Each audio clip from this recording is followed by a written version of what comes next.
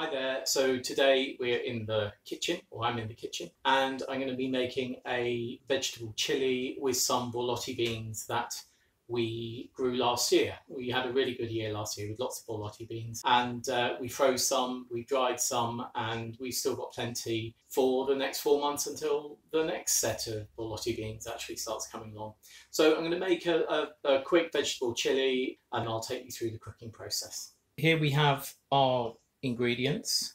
Start off with chopping the onions small. We've got 3 carrots, 3 sticks of celery at the back, 200 grams of puy lentils or green lentils. These are green lentils. We've got 600 grams of cooked Borlotti beans, some cocoa powder, 2 tins of tomatoes at the back on the right, peppermill, bouillon, glass of red wine. Then we have 1 pepper, garlic. There's 4 cloves of garlics here. Then we've got 2 heaped teaspoons of cumin, 2 heaped teaspoons of oregano, a teaspoon of turmeric, a teaspoon of smoked paprika, and a teaspoon of chili. We're going to prepare all of these, which means dicing the onion, the carrots, and the celery. Now we're going to start cooking. We're turning on the gas onto a medium heat for the moment, pouring in about a tablespoon of oil, and we'll just let that heat up a bit.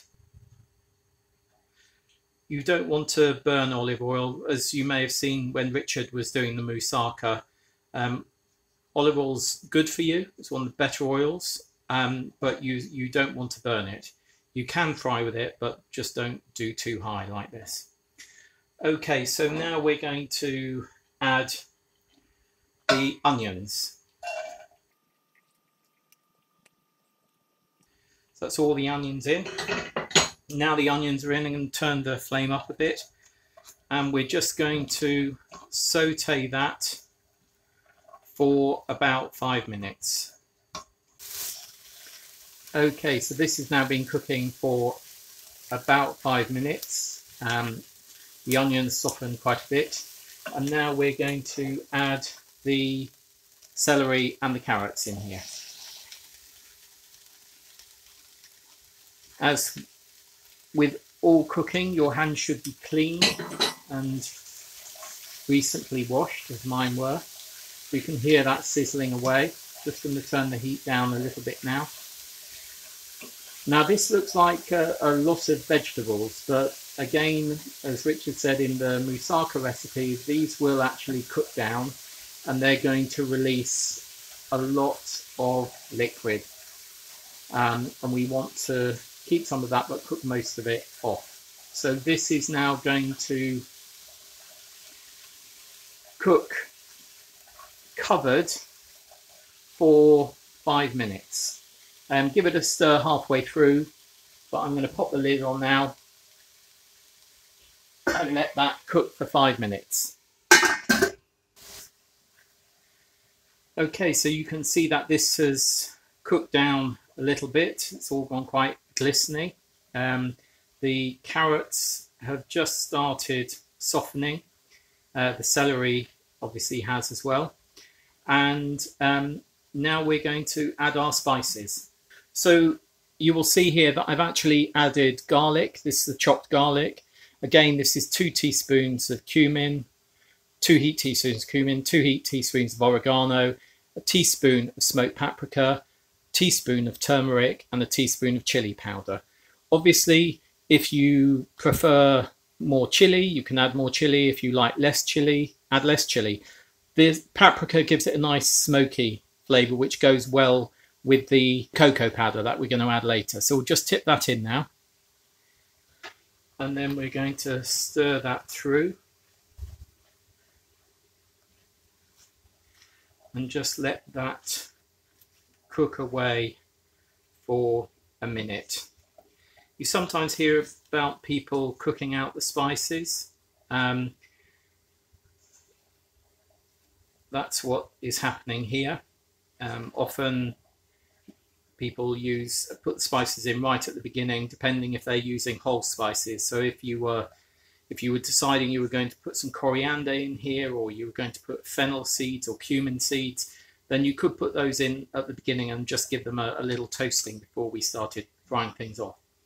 When Richard did the moussaka the other day, we had an aubergine left. So as this is a recipe where you can use what's in the fridge, I'm going to add an aubergine. It's a chopped up aubergine. And then I'm also adding a pepper in here, the chopped up pepper. One thing I didn't mention before was bay leaves. Add 1 large bay leaf. I've added 3 smaller bay leaves there. We'll just stir that through. A glass of red wine.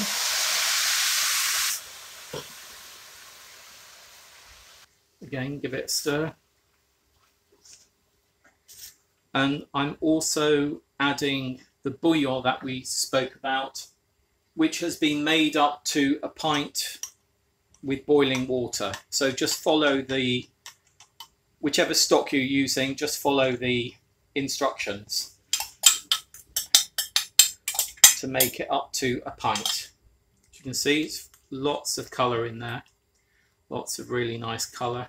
So we'll just bring that up to the boil. And then once it is on a boil, we're going to add the lentils. So hopefully you can see that these lentils are actually in a sieve. The reason they're in a sieve is whenever you're using dried pulses, it is, I'd say essential, but it's certainly a very good idea to give them a bit of a soak, maybe for 15 minutes if you have time, or half an hour even, and then change the water. What happens is an awful lot, as these transport from where they've been made, or grown rather, they gather an awful lot of dust as they rub against each other, and you don't really want that dust going into the food that you're going to eat, because it can make it cloudy basically. So the best thing to do is give everything a good rinse and then drain it through a sieve so that you're not adding in too much liquid. What we will do is, now that this is coming up to a boil, we'll add this in, and then after about 5 minutes I'm going to add another pint of boiling water. So as you can see, that's just, I hope you can see, that's just starting to bubble. So putting all of those in, give them a tap to get all of them out. Okay, so just giving this a stir now. So obviously the lentils are going to cook down. These will actually break down because we want to add substance to this sauce. Also the aubergine will break down in the cooking, and that will add a nice creaminess to this sauce. So we're just going to let that bubble away. We'll bring it back up to temperature, because obviously the temperature has fallen of the liquid now that we've put those cold lentils in. It's coming back up to the boil, and once it's on the boil, I'll put the lid back on, turn down the heat to a simmer. Okay, so this has now been cooking for about 5 minutes.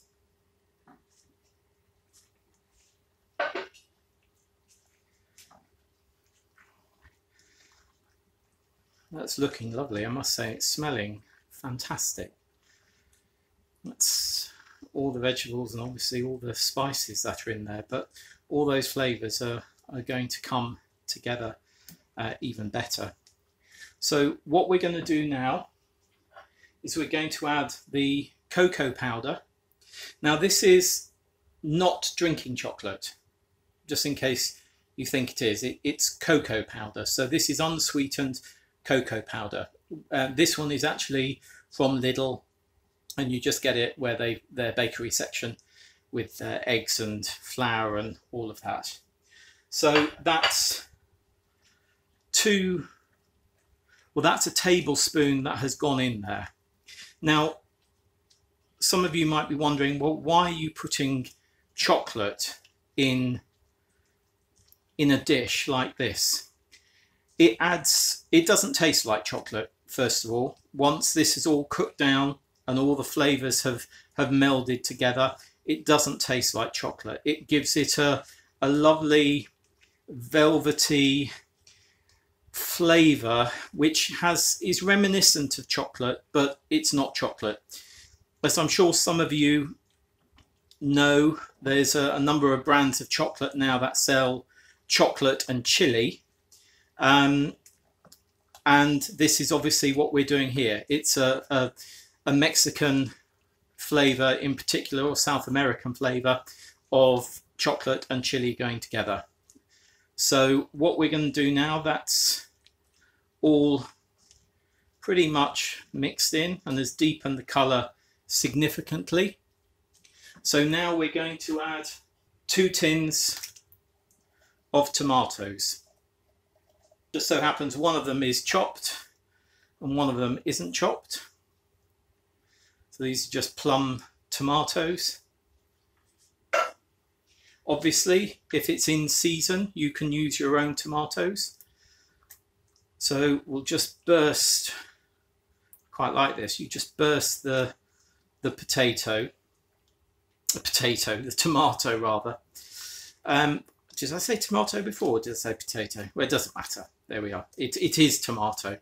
So again, what we're going to do is we're going to bring that back to a boil, cover, and then we're going to simmer that for 15 minutes. Because what we want now is we want all of the vegetables to cook, and we particularly want all of the lentils to swell and take up all the lovely flavours from the liquid in there.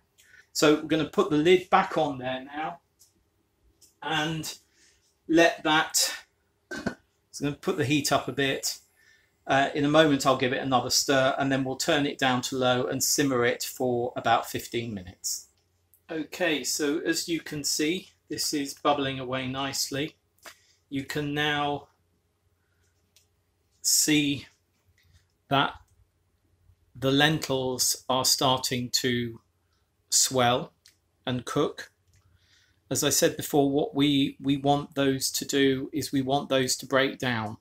In my experience, if you're using green lentils, the dark green lentils, the speckled lentils they're sometimes called, that takes about 40 minutes. But this is nice and thick. There's still a decent bit of liquid in there. There's a bay leaf there, which obviously we leave in till it's all fully cooked. Now what I'm going to do is add the Borlotti beans. So these are the Borlotti beans. As you can see, they're cooked. These were grown last year, and these weren't dried. What we did, I don't know if you know Vivi's Kitchen Garden, but she pointed out to us that you can actually freeze fresh beans, like Borlotti beans. So these were frozen fresh, defrozen, and then cooked literally for 10 minutes in boiling water. So I'm now going to add these two here. Stir these in. I'm going to let this cook for a good 40 minutes on a nice slow simmer. If any of you are confused about what Borlotti beans are, these are Borlotti that we grew last year. These have been dried, so unlike the ones used in here, they weren't frozen, but they're dried, and these are going to keep for a good year, if not more. Sometimes when you buy these in shops, they've been there for several years. Obviously, if you're going to use dried beans, they need to be rehydrated and then boiled for at least 10 minutes. Kidney beans particularly, because they have toxins in them which aren't good for us. But I think any bean, once it's rehydrated, give it a good boil for 10 minutes, change the water, and then boil it again on a good simmer until it's soft and edible. This is the finished chili. What we will do is leave this to carry on cooking, maybe. You could eat it now. It's absolutely delicious to eat now, I hope. I'm going to taste it in a minute. But what you could do is leave it to cool down and then heat it all up tomorrow, and the flavours will have really all come together from all of the spices, the vegetables and the beans, obviously. I'm just going to give it a quick try to see how it tastes. Yeah, that's delicious. Remember not to eat the bay leaves. The bay leaves are there purely for flavour and need to be taken out and not eaten. But anyway, there we are. That's a vegetable chili with Borlotti beans, homegrown Borlotti beans, and also lentils. Okay, thanks for watching. Bye.